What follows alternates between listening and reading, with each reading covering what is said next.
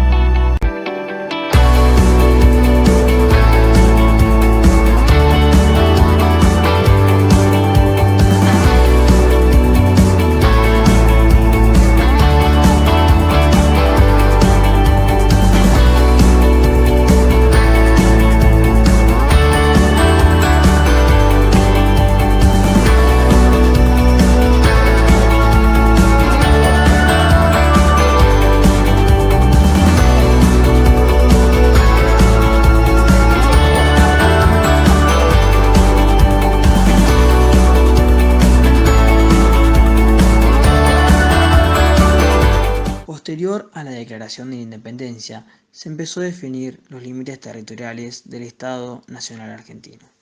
Y nosotros queríamos mostrar este hecho contando un poco lo que fue la conquista del desierto y el rol que tuvo el indio. La conquista del desierto, llevada a cabo en 1878 y 1885 por el gobierno de la República Argentina contra los pueblos amerindios, tuvo como objetivo ejercer el efectivo dominio sobre los territorios de la región pampeana y la Patagonia. Algunos números demuestran la crueldad de este hecho histórico. 35.000 indios asesinados, 14.172 nativos muertos, 14.000, un número aproximado de nativos reducidos a la servidumbre, 600 los nativos que fueron trasladados a la zafra, y 6 fueron los años que tuvieron que servir los prisioneros.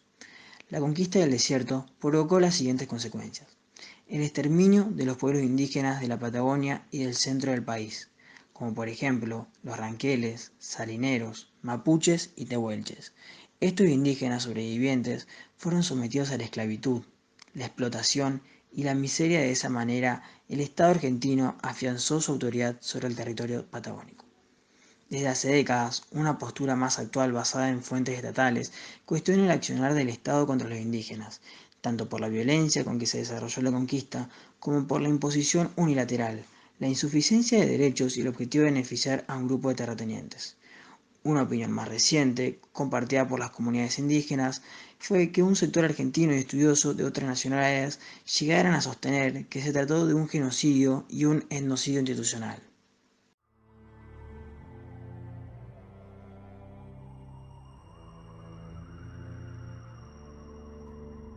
La historia de barbarie con la que precede la llegada, la conquista y la colonización de nuestra tierra amada. Perfectamente documentada, incluso en crónicas afirmadas, la conocemos dotadas de perros devorando almas y matanzas acordadas, ajusticiamientos públicos de raíces cortadas. Pero si un hecho caracterizó aquel modus operandi, fue el papel de aquellas violaciones y violencias contra las aterradas.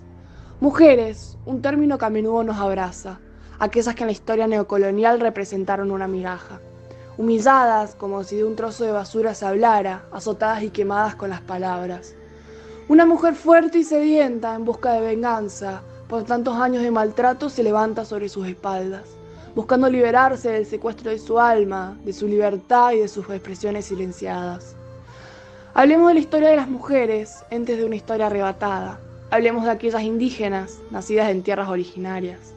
Señoras y niñas tan perdidas y devastadas, azotadas y ferozmente violadas, comercializadas entre españoles como si de un pedazo de oro se hablara.